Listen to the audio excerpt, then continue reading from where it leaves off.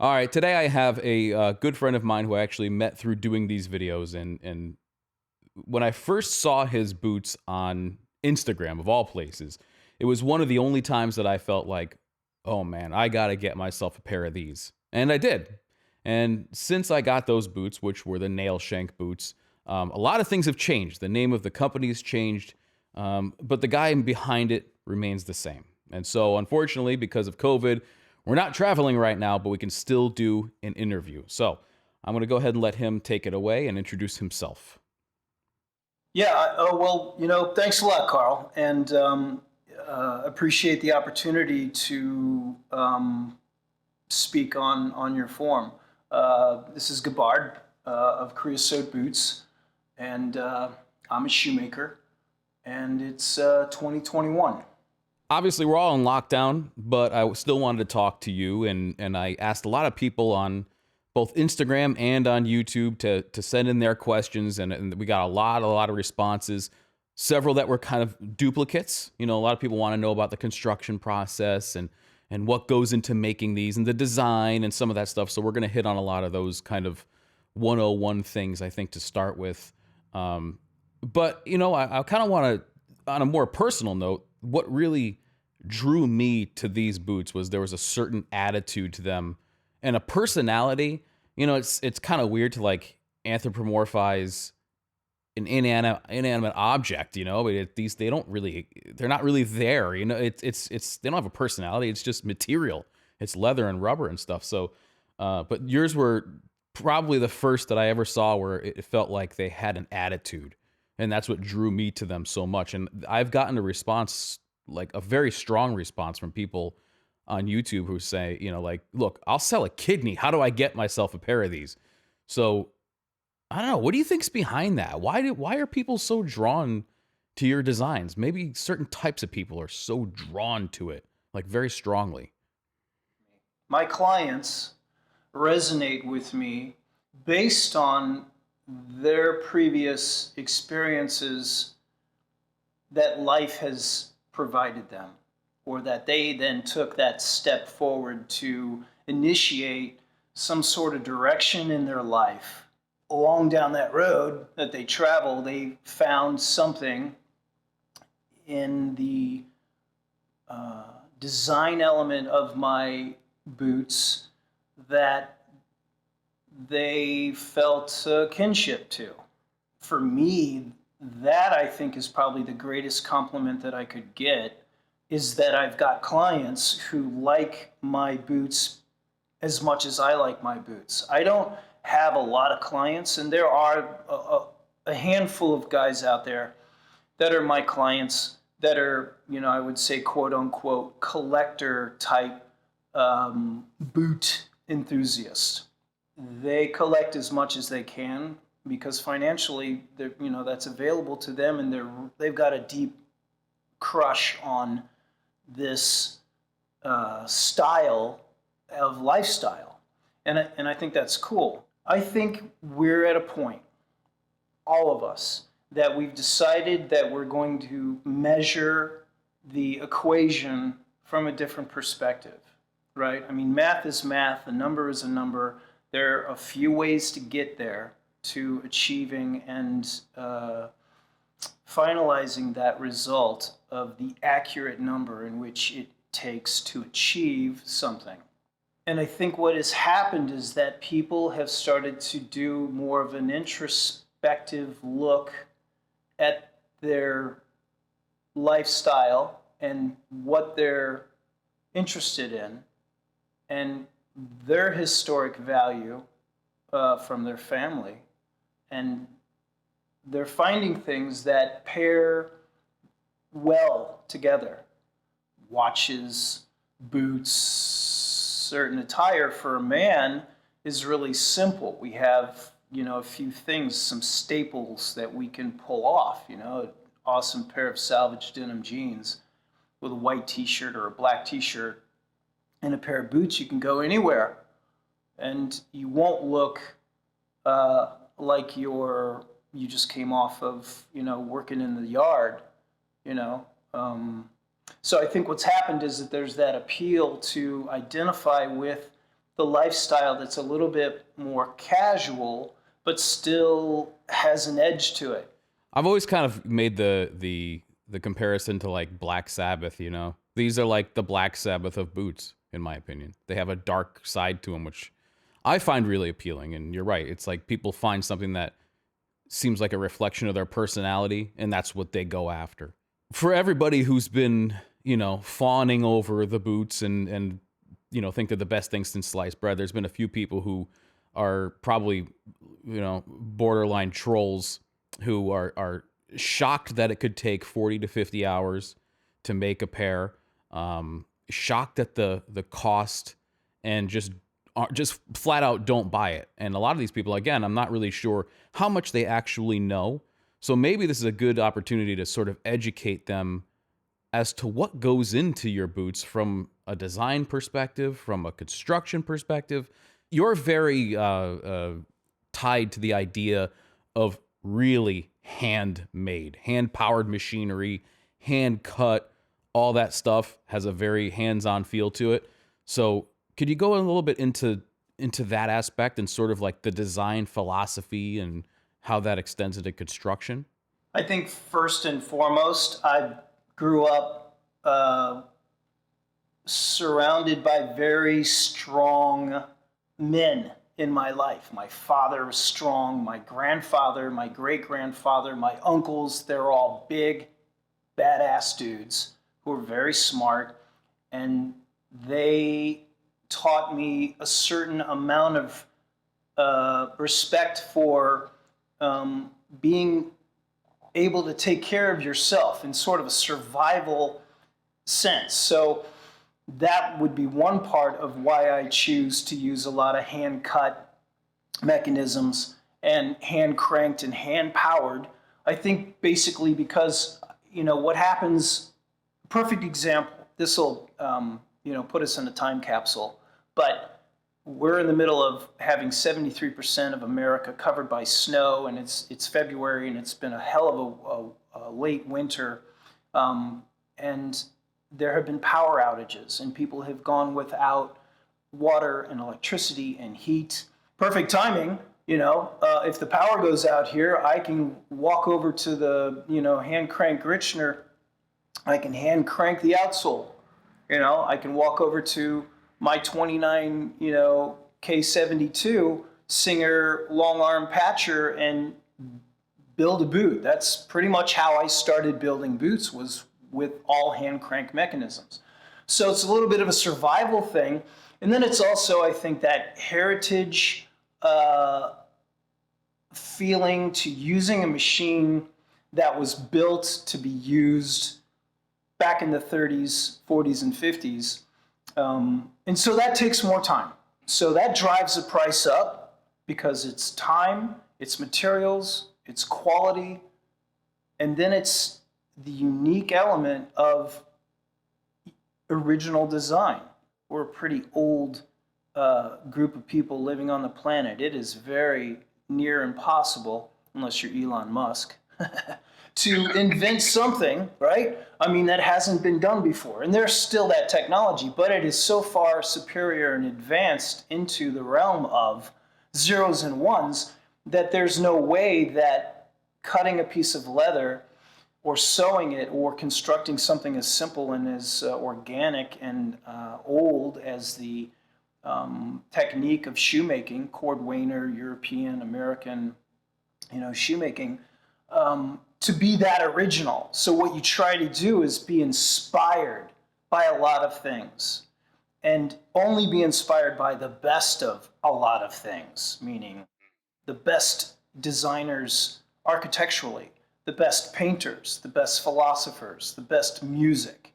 And then you know, that's very subjective too, because it's my best, which is different from your best. I know you're a drummer, you're a rocker, you know, I love Black Sabbath too, but I would probably not be working on a design pattern listening to Black Sabbath, more like Miles Davis, you know, more like Charles Mingus, for a boot that I was going to design that I wanted to be able to cross-reference 30s, 50s era lifestyle. right? Hmm. Yeah. You know, if somebody wants to say that it's my boots are too expensive, then they're saying they're too expensive for them, which is okay. I mean, you can do whatever you want with your money. You can step up to a certain place where you're going to spend X, and that's good for you. And then there are people who have other means to spend more than X, and they do. And so it doesn't really make it better or worse based on price, but it does have to equate to the level of quality and the level of engineering and style and design and technique and reference for it to have more originality, or at least the respects of the heritage origin, and then you advance it further. So that, and that's what I look at when I put a price on my work. You know, I make 35 pairs of boots a year. It takes me 50 to 60 hours, actually. I'm working on a pair of 14.5s now. This client's, you know, he's a badass. And I'm building 3 pairs for him. And I build an 8, and I've got X hours into it. I build 3 14.5s, and you're looking at weeks of extra time spent on building based on all hand operation and traditional cordwainer European shoemaking techniques. Yeah. And there's, there's a lot of stuff too that you do, which I've never seen anybody else do. Like, I mean, I've had my hands on a lot of different boots, and a lot of them more or less follow the same formula. But there are things on my pair of nail shanks that I've never seen anywhere else, like the backstay rib, like the squared off toe. And I mean, these are things that maybe have started to become sort of your trademark in a way. I mean, I don't think it's unfair to say or pigeonholing you in any way, because that seems to be, that's the thing. You know what I mean? The contoured waist, there's a lot of elements that I would say, if somebody asked me to list off a description of creosote boots, that's kind of what comes to my mind. But at the same time, you've completely ignored any kind of influencer marketing, whereas a lot of other brands rely heavily on that. So I guess the question is it like, well, I'm a one-man shop. I want to do this to the best of my ability. If sales were through the roof, I couldn't fulfill them within a timely manner. So your boots are for somebody who really does love them and is willing to spend the time and wait the time that it takes to make something like that. And in a way, it's the blending of art and function. I think your perspective, and this is why you were a client of mine before we became friends, and I'll say that almost all of my clients I've had pretty good, deep conversations with, and they become my friends. You have a discerning eye, you have discerning taste, you have discerning experience. Therefore, you have a knowledge that's been developed that is appropriate for your level of interest. Not everybody's developed level of knowledge is appropriate for everyone else's interest, right? So I build boots that I would wear, and fortunately for me, I have hundreds of clients who go, yeah, I would like to wear Gabbard's boots. I'd like to take them right off his feet and wear them. So I decided that's how I would look at this. Influencers, to me, I know I'll probably get in trouble over this. I don't put a lot of time into that culture of the IG or YouTube or forum groups. I'll read some of the stuff, I'll listen to some of the stuff, and a lot of the things that they show are interesting and good, and I like to see that. And then there are a lot of guys who basically are kind of like a used car salesman of the boot industry. They're constantly sticking something up there. They're constantly tagging it as the most beautiful, the most amazing, the most this, the most that. And that's okay. But from there comes a responsibility. So if you're going to hear that, then look at it and then look at some other types of boots, and you form your opinion from what you've learned. And I think that's where my clients they come to me, because they're all, they say they call me and they tell me why they've decided to wait 18 months and spend $1,600 for a pair of Kreosote boots. And they tell me exactly what I think of when I start designing a new boot or when I started. They haven't paid attention to the influencers that they found me through a series of personal discovery, right? So, there's some guys out there that post like all the time, and they're selling boots. And, that's what they do. They're boot salesmen. I don't have clients that are 20-something. My clients are 35 and up, and they may be on Instagram, but they don't take hundreds of pictures of themselves in boots that they wear, because my clients, they don't post pictures. They don't participate that way. So I don't need to try to solicit influencers to show my boots to a bunch of people who most likely not find my boots to be of their interest at this time. And then, of course, you pointed out some of the elements of my boots, which are very different from a lot of other boots, and a lot of people kind of need to spend some time to figure out what it is that they're looking at. Profile is very important to me. The cutting of the waist on the medial and the lateral side inside the boot, and the heel counter. I call that the XXX heel counter. There are 9 pieces of leather that cause that curve, and that is a really strong profile. So it defines the silhouette of the boot, and it also is functional, and it locks the heel into place so that when you walk, your foot doesn't creep forward. Our feet, our toes move forward about a ½ inch. If you get down into like a track stand, or you're a worker and you're down in a squat position, your toes will bump all the way up to the end of the cap toe, and so you could black out your toe, or you could cause discomfort. So these things that lock your foot into the boot, the back curve, XXX back curve, that allows your foot to stay in place. The medial and lateral side, which is like the hourglass configuration at the waist, that's a European technique of bespoke shoes.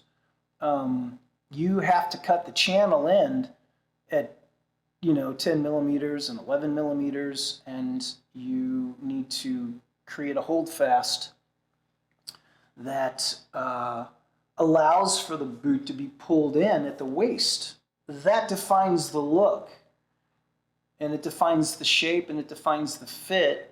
And then, holy shit, guess what? It defines the feel, right?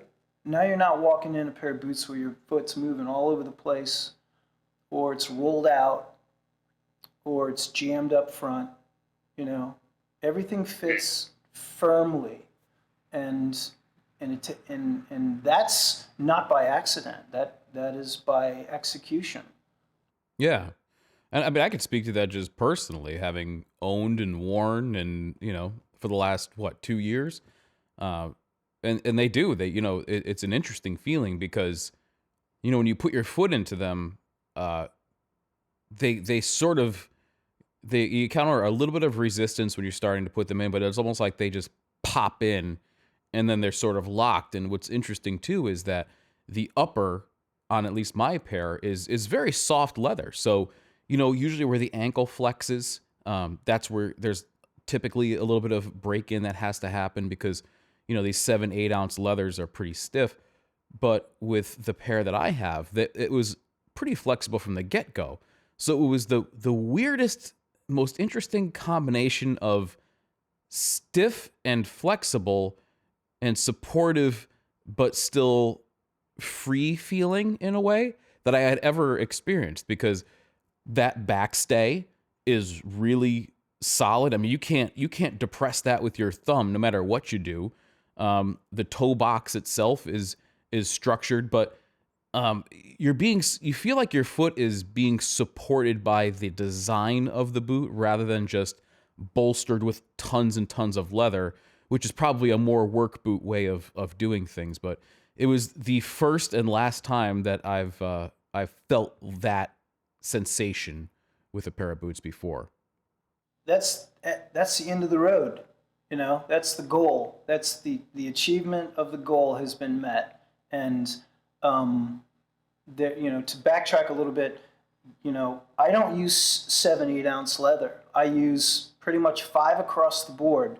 But when you do a cap toe, you're going 5 on 5, and then you're using a 3, you know, skived toe puff and a 2 liner in the vamp area. So you're looking at like 11 ounces, 12 ounces in certain areas where there needs to be support. And then you're looking at 5 ounces where there needs to be flexibility. And so the geometry of where your foot sits in the footbed, the insole, the height of the heel, the evaluation of variable thicknesses of leather, where the support is and then where the safety is, or the style indication of it, you know, as a cap toe. These balance out the flexible area, which is, you know, in between the ball and the heel breast instep area of your foot. I see a lot of boots where they've got these big clunky bumps under the eyelets, and it's, you know, there's too much leather in certain places. It either needs to be skived or thinner tongues. You know, I'm not going to give all my secrets away. I've got so many people that send me messages and they're asking me questions, and, you know, I appreciate their interest, but I had to learn 90% of what I know now. Well, shit, I could say 60, because I'm still learning, right? I mean, every shoemaker's like, I'm not a shoemaker yet, and they've been doing it 25, 50 years. Like, they're always telling me that they're still learning. But I'm not going to tell everybody about everything all the time. I've answered a lot of questions in many, many ways, and then I get no response. Like, they go 0 dark 30, and then I see them post a picture on their Instagram of exactly what it was that I did or showed or talked to them about, and no mention of me anywhere. So I don't talk about too much in I never show pictures of my lasts anymore. I won't show pictures of my lasts. And that's the other part that's different from the boot, is the last. You know, I mean, the silhouette is everything. Yeah. And so, but I will say I don't use a 5 ounce, you know, tongue.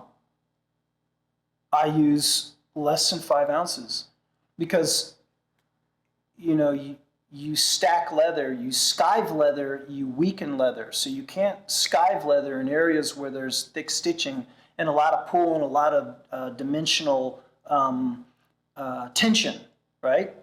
Vertical, lateral, you know, medial, lateral, that sort of thing. You have to be smart about where the weights are in relationship to the stress of a boot. You talked about when you put your foot in the boot and it kind of like sucked you in like clunk. I learned from a cowboy boot maker in Austin, Texas, and his measurements, he spent, you know, 60% of the build was all about the last and the measurements and the calculations and the geometry and the math, you know? And then because there are no laces on a cowboy boot, and so when you put your foot into it, it goes down the shaft, and then it sucks into that space, and your foot fills that space perfectly because of the math and because of the element to design reference of measurements of the foot, then transferred to the measurements of onto the last. And it's called a build-up. You add leather in various places, and you skive it, and you sand it, and you rasp it, and you shape it, and that is as close as you can become to achieving what that foot is in a wooden form or plastic form. And every custom boot, that's how you do it. Not made to order, MTM, made to measure, custom, made to order, RTW, ready to wear. Everything is very different. Bespoke and cowboy boots, these master boot makers, and they're very humble. They don't like to say or reference themselves as being masters, because they'll learn something from an apprentice that was 24 years old who came from Germany and sat in their shop for 3 weeks and then showed them something, and they're like, holy shit. And that's the cool thing about this business, is that people are constantly learning. I was taught, but bootmaker would say, gee, you can get to this point. There are many ways to get to this point, and you will find one method of usage that works best for you. There's so many funny conversations I could tell you about some of the things that I learned and that I practiced that I have abandoned. Day one of starting my own business, I will never use a certain technique, because it just frustrated the hell out of me when I was at that shop and I had to do that. But that's what you have to do when you're at that shop. So when you leave, you're like, yeah, I'm gonna make my own needles. I'm gonna twist them out of piano wire. I'm there, and so then you're at that level where you feel like you start to identify with your technique and your ability and a combination of your design sense. And then when you look at your brand, you go, okay, that's me. I'm a brand. That's what I represent. That's who I am. You're always learning. So you've never mastered anything. If you have, or if you think that you have, or you write down, I'm the master of, you're a wanker. You're full of shit. It's simple. You can't justify closing the door to this vast world that is in front of you. And it's not just shoemaking, it's all the trades and everything. What does it take? 100,000 hours or something to become a master? Brilliant, perfect. It takes longer than that. It takes a lifetime. Yeah. So in regards to your lasts and your designs and all that stuff, which, as I mentioned, at least for me, and I know a lot of other people, was what drew me to your brand. You see a lot of copycats out there and people who seem to be making just a slightly different version of the exact same boot. So what's funny is, I get a lot of questions. I try to do a lot of Q&As and stuff like that on my Instagram and just talk to people who are interested. And so I get a lot of people who are asking, this boot versus that one, Nicks versus Whites, which they're very, very similar in a lot of ways. Yours, however, aren't. So I've gotten questions in the past of people who are saying, what is a even close representation that's less expensive of their Kreosote boots? And I just say there really isn't any, and if there were, you probably wouldn't want it because that magic isn't there. So what goes into your lasts, your style, and your look, without giving away too much? Because ultimately, I think that your intellectual property is what makes your company so valuable. Since I was young, I collected rusty things. Okay, I just thought that stuff was amazing. Stuff that I lived in California and I was out in the desert all the time, and so I'd find stuff in the desert, like a rusty beer can or a bucket. As I started to get more interested in shoemaking, I realized that I had collected a few lasts over the course of my prior experience of becoming a shoemaker. And so I went and I started studying these lasts, these wooden lasts. And one last that I was particularly fond of was Vulcan Last. And Vulcan was a very popular last company here in America. And they made all the military lasts for the Navy, 1940s. So I'd take this last and I would put it against a white wall and I would put an overhead light on it and I would move the light, from left to right, various angles, and I would see where the shadow fell. And that really inspired me to understand the profile of a foot. And I realized that I wanted more of a strong toe, a raised toe. I wanted the rail to be defined. I didn't want it to fall off and be too soft, but I didn't want it to look too elongated or too bulbous. So there's that, in between stage of being too bulbous or being just the right curvature of the toe at the rail, that your foot and your toes feel good, and it's not too high and it's not too low, and it's different. I took Carbondo and I built up these lasts, and I shaped and carved because I didn't know how to carve a last.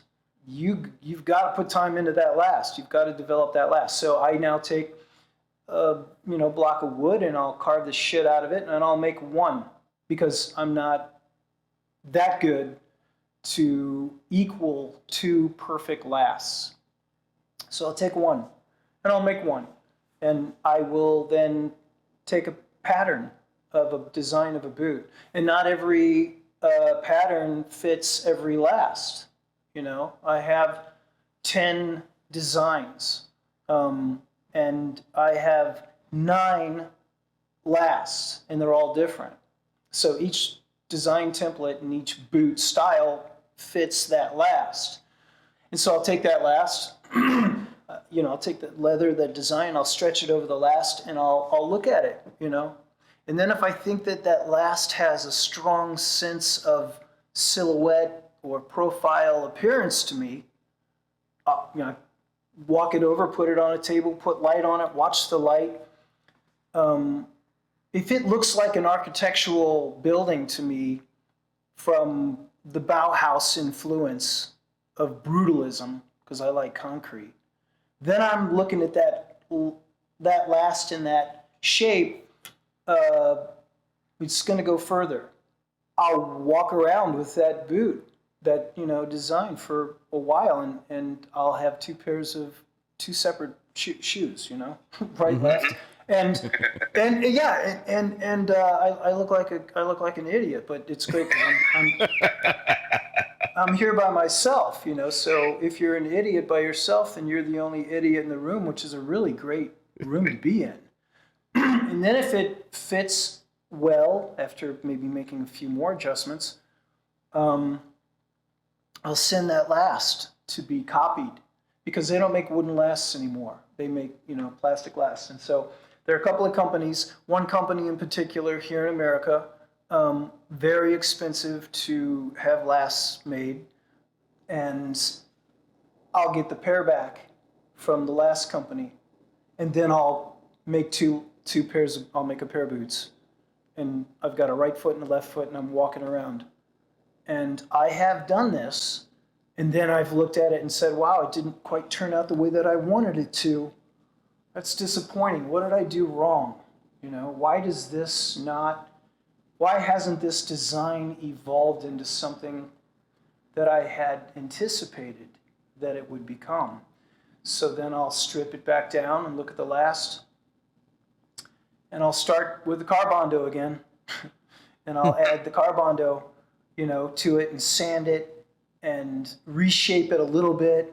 I've squared off toes that were meant to be round, and then I realized that I made the beatnik that way, and the beatnik last is very unique. It's a very unique boot style, and that took several attempts, and then metamorphosized, you know? Yeah. It was modified into something other than what I originally intended. But the feel, so you have to pay attention or you don't learn along the way, right? And so I was thinking one thing, but I wasn't realizing that it was right there in front of me, that I just had to square that toe off just a little bit. Just file the tip down 3 millimeters.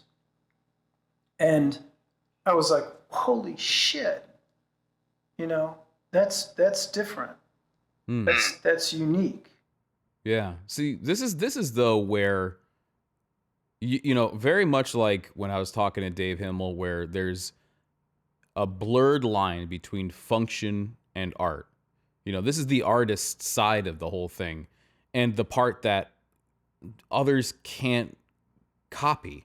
I mean, they could copy the design, but they can't replicate that process or the inspiration or where it came from or any of that stuff. And that's, in my opinion, what makes it so fascinating, you know. And I love the idea of buying an original piece of functional art, which is what I think that your boots are. I like that you coined that. I like that phrase. I mean, I kind of use that as a little bit of a byline on my website about it's a functioning work of labor from labor. And I like that. I like to look at it. It's more laborious. It's more difficult. It's like, you know, I didn't continue working in the trades. I worked in the trades when I was all through high school and college. Every summer I dug ditches for a pool company. I worked as a carpenter's apprentice and learned how to sheet the transit and pour foundations and a lot of hard, tough manual work, labor intensive construction. And I love that, and wearing big clunky boots and working on a construction site as a laborer was fine with me. So when I look at the process, I think that's the artistic element of that. If you do some really tough, dirty work and then somebody else benefits from that, then you move forward and you take that with you. And then you use that in some other means, to develop your craft to extend itself.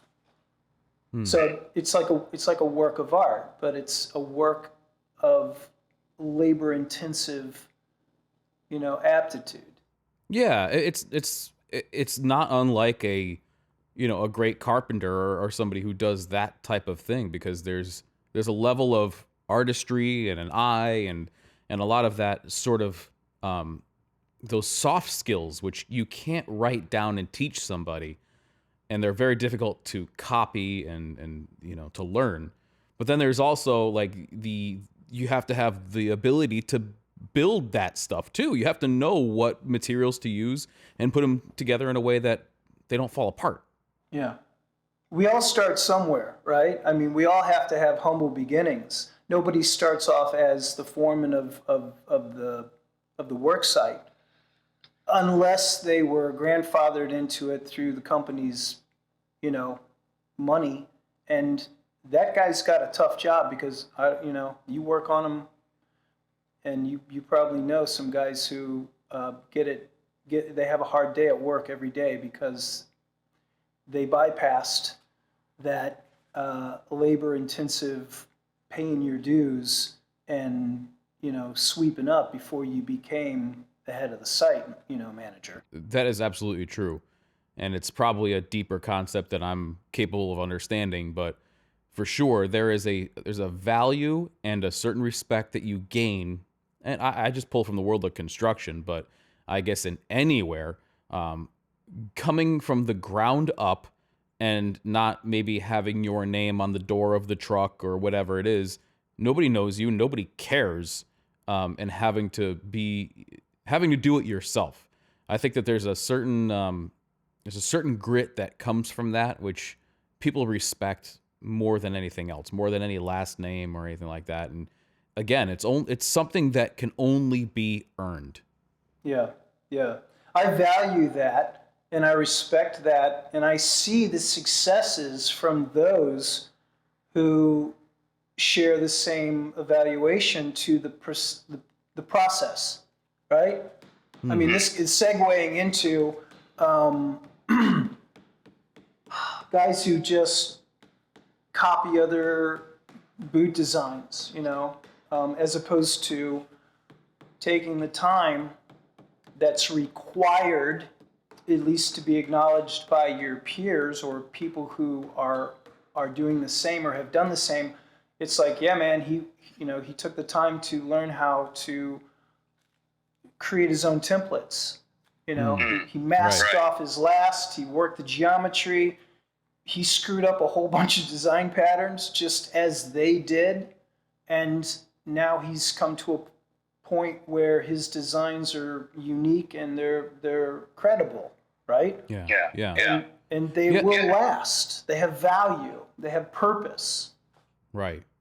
Yeah, and they could be the best example of that particular style. That's the mark to beat for a lot of people. You know what I want to ask you about, just out of my own curiosity? You and I are, just even as evidenced by this conversation, deep into this stuff. Probably to the point that 90% of people who even consider themselves enthusiasts would probably not get into, right? Is there a way, and the answer might be no, is there a way to identify the junk on the market versus the stuff that actually has the goods? I think I think that would be, kind of a big, ugly no, it's disappointing because I see the marketing of production companies. They've never built a boot before in their life. They probably haven't even sewn a button on a shirt. They've never even just cut up a couple of pieces of leather and tried to sew it together to make themselves a little bit of a wallet. And those projects are so valuable to create substance and your identity. But a lot of these guys, they will create a Kickstarter and they'll then go and talk to a company and they'll use their B grade, C grade lasts, the lasts that that company wouldn't even think to build a boot off of, but they got hundreds of these attempts in a box somewhere in a back room, and they're like, yeah, sure, we got a bunch of lasts, you can use these lasts. And yeah, we've got a bunch of profile, templates that we can modify, and then they go through this series. And then, yeah, sure, if you want to hang out and you want to learn a little bit along the way, sure. And, that part is, there are a lot of shoe manufacturers that start off that way. And if the guy then, or girl, or group, if they spend the time to maybe spend more time in the shop and they learn and they actually try to build something, then you see the improvement of their attempts. And then they progress in a positive direction with design element and quality, what they're offering, right? It evolves properly.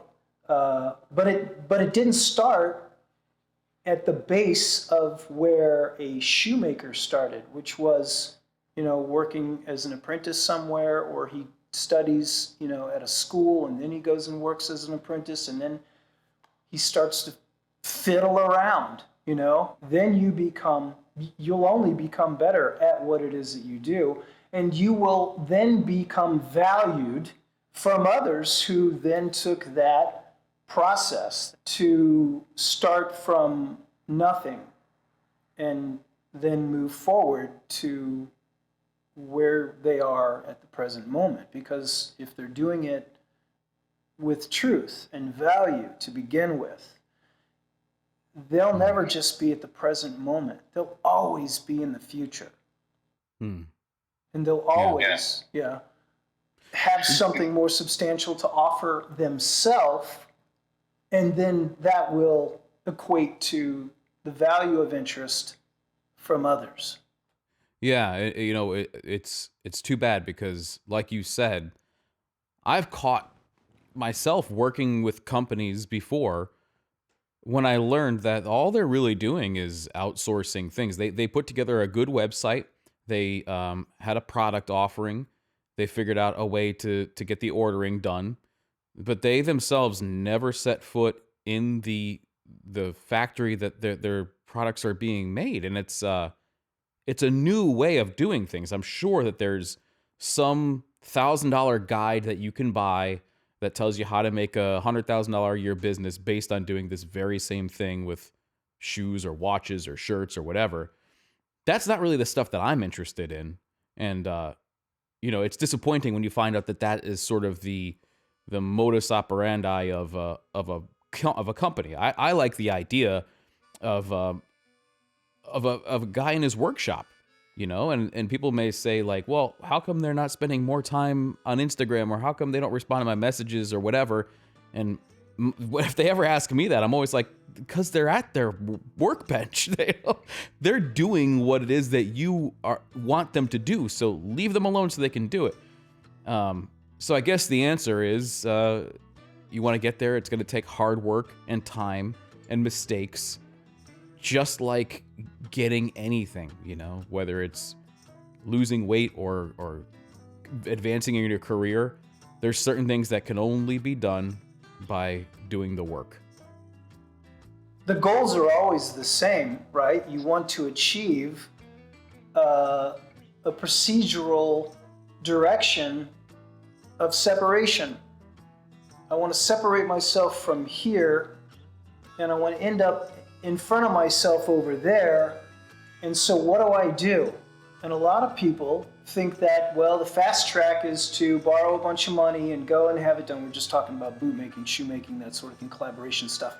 But the journey is skipped through, and you can see it even, unfortunately, with people in their health, their physicality. They want to change something about themselves physically, but they don't take a walk. They don't change their sleeping habit. They don't change their diet. They pop a pill and then, go to the refrigerator. I got to wrap this up here because we've been talking for a long time.